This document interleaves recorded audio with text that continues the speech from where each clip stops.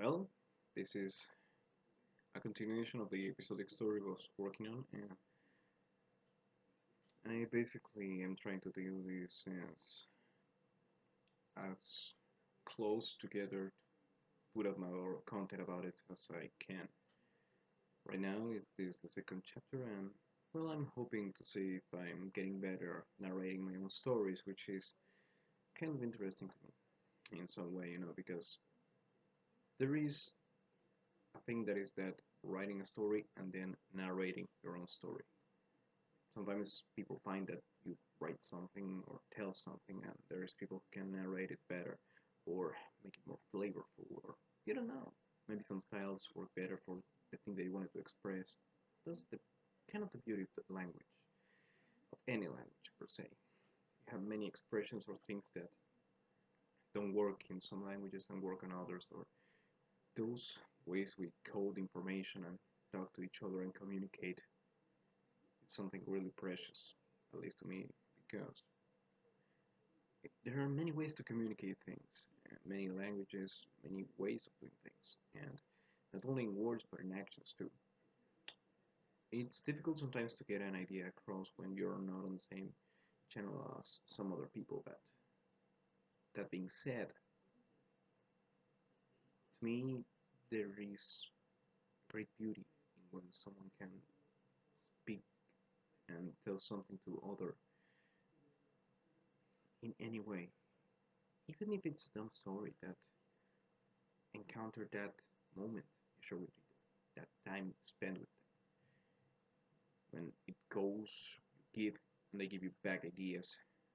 The debate starts, you tell, and can be about even the dumbest things, but after that, if you end up still thinking to yourself stuff and getting new ideas and trying to expand on that, that's called a way of learning. That's the way you develop new ideas, the way you explore new angles, new perspectives. Sometimes you can say that those perspectives you don't share them and are different, but at the same time, the simple fact of trying to explore them is what makes them so good sometimes. And so, well, what I wanted to say was that just give a little reflection before starting with this short story of the second chapter of that one last ride. So let's just get back into it, shall we? I believe it could be quite good. I'm trying to have myself to do better a little bit.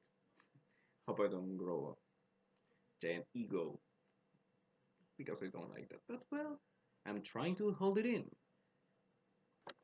So let's see what my crazy mind has come up with, shall we? That one last ride. Chapter 2. The key to the lost log. Where did we leave behind last time? Alright. We were talking about the moment when my life changed and I was at the verge of being myself. I believe that's a nice point to continue this tale about myself, which sounds kinda egocentric, but I believe one cannot tell a tale without feeling in some way a protagonist of it. If not, how could we show the same interest and passion when uttering our words? But well, enough chit chat. Let's cut to the cheese. And yes, that was a pun intended. From the weird delivery guy now dealing with an angry 8 feet tall weird man of yellow teeth, which I was sure it was gonna murder me. So I tried to force some humor into it. Well, I could not move, chained to the ground by my doubts and sudden panic rising. And then in the background of this uncalled confrontation with this big guy, I heard the bike that got me in this mess, igniting its engine, loud as a guitar solo in the biggest amp you could think of, and then a sudden silence as the man in the coat and hat turned back at the machine and angrily asked, screaming, What do you mean the saddle changed? What has this creature done to earn what you are dealing to him? The silence continued for about 2 seconds before another quite full of rage response echoed that night. Tell me, after all this time you're simply gonna stay quiet and act like it was nothing all along. In that rare lover's quarrel in my eyes, I saw the chance to get away running as fast as I could in the darkest street I could find, so I might not be seen until I could outrun or lose this guy. And I ran really fast as I could until my legs gave up, until I was out of breath for about at least 10 blocks. In a cold night, looking also for some aid during my problematic situation. Then my eyes started to deceive me, I thought. I felt like I was in a hidden camera show for a second while I was getting some sick practical joke. Because I was about to take my second breath and run more to be even further away, and then I hear a tingling, a clanking, a sound of metal shaking, and then I looked at my arm, which now I realized it felt heavier than before for some reason. From within the number 3, shaped like scales in the back of my hand, a long rusty gold chain was just casually coming out of it, very long, reaching down all the path that I had traveled in fear up to that point. And then a nauseating idea passed through my mind. Could this mean that? And before I could finish my statement, what I thought was gonna happen happened. The chain started to pull strong, like a machine of amazing power was pulling me with all that strength, with enough power to take me floating at amazing speed above the ground. Still, I clashed with some of the corners of the blocks, regretting trying to zigzag my way to make it more confusing. And as I grabbed onto something of my bruisers, I landed again at the point where I started running from, in front of the big man holding the chain, under the shadow of the Banfield Sports Club, and me reconsidering if it was already too late to cry or beg for my life at that point. All I hear after it was a strangely calm but still wrathful voice saying, Well, seems you are the new number 3. All because I arrived early, and now it seems you are more of the liking of the black saddle over there.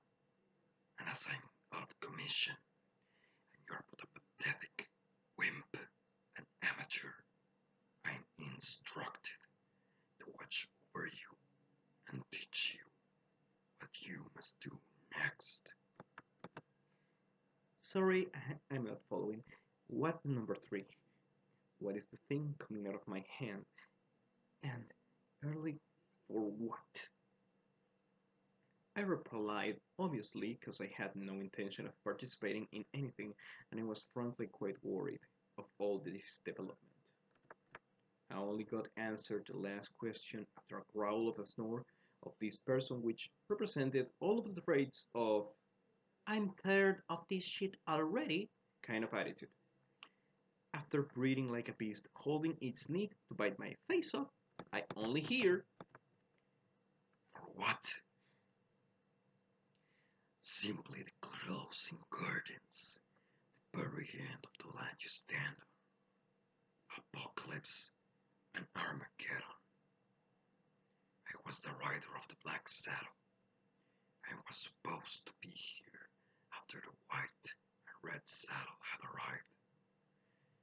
Something changed, and now you changed too. he pulls the chain in my hand as he gets close enough to my face as he tells this that I smell his bad breath and I see his eyes under the hat. He had no human eyes. Two spheres of glittering gold, so shiny even in this darkness up close I could reflect my face on them. And then with a twist of his hand The chain retracted in my hand, and I saw that at the end was a big circular plate attached to three smaller chains now coming fast towards me. I tried to cover myself, thinking that might hit me in the face. It didn't, but the recoil was so hard I fell again to the floor once this thing came back inside my hand. All I hear after that with my sanity about going to a vacation was, You are really pathetic. and by instinct I started to run away again, now knowing I had no leash on me. I was almost crying out of the confusion. I just decided I needed help. I wanted to come back home, and so I did. I took an Uber, wasting all the money I had so I could reach my house. I messaged the contact of my mother in my cell phone so she knew I was going. I arrived some time after I took the car and then I reached my house. I used my keys, opened the door, and then I quickly entered and went straight for my room. And as I was about to go for the door, I get worried. The door is gone. Only a wall is there. I had turned on the lights. I'd see my mom coming out of her room with my dad. What, what happened? Why is there no door to my room here? Mom? Dad? My mother and father looked at me like a burglar entering uninvited, and my father was holding a gun to my face as they screamed and called the police for me. Needless to say, I got scared. I ran away and locked the doors as fast as I could as I got out of my house, not understanding where I'm supposed to go, hearing gunshots in that dreadful sight. I got desperate and grabbed my phone with low battery and called all the contacts I had in there as I was getting out of the area. Some didn't answer due to the time, and those who did said they never knew me. They didn't remember me even after telling them anecdotes and things I knew of them. My friends got scared of me and they hanged up in those cases. I ended up inside a tube slide in the cold of a nearby playground I used to go when I was in preschool, holding myself tight to sleep after my phone battery died on me and I tried to reach the next morning. When I woke up in that slide and I managed to come out to the sun, I found in front of me, upon the realization that the nightmare was real, that black Vespa bike with a shining yellow number 3 on its front, moving slightly its lights and mirrors, like calling onto me. I was dumbfounded and desperate. I needed answers. Maybe they could fix this, I thought to myself. Loneliness and despair became the flavor of the day as the new truths that waited for me made me reach one, if not the biggest rock bottom fall moment of my young life. Hope you would like to hear my sad tale if you want to continue with me in this road. If not, well, I can't say I blame you. I would see that as a wise choice, given the circumstances. And well, hope I narrated well and maybe get past some of the emotion of this story that I'm trying to, engrave in my way of telling it. Anyhow, I think this video is long enough and sometimes it's worse to stay silent and let people think about what you make. So, with that in mind, hope you like that tale and maybe see you next time for more of this story which I'm trying to develop. See you around and hope you have some good stories of your own. Maybe some even a little happier than this one, to balance things out. Anyhow, that's it for today. Good luck.